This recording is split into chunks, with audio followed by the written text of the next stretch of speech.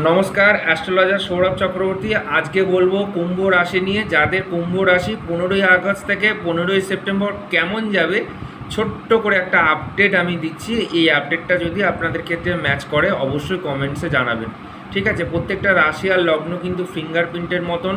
যা যা সমস্যা হচ্ছে প্রত্যেকটার হরোস্কোপের দশা, অন্তর্দশা, প্রত্যন্তর দশার উপর ডিপেন্ড করে।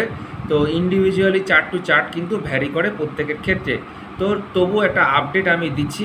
যেমন বলে রাখি, কোন কুম্ভ রাশির ক্ষেত্রে প্রথমেই বলে রাখবো, যাদের বিজনেস একদমই হচ্ছিল না, এই মাসে কিন্তু বিজনেসের জন্য সুখবর আসতে চলেছে। আপনাদের বিজনেস কিন্তু ব্যাপক লাভ আপনাদেরকে দেবে।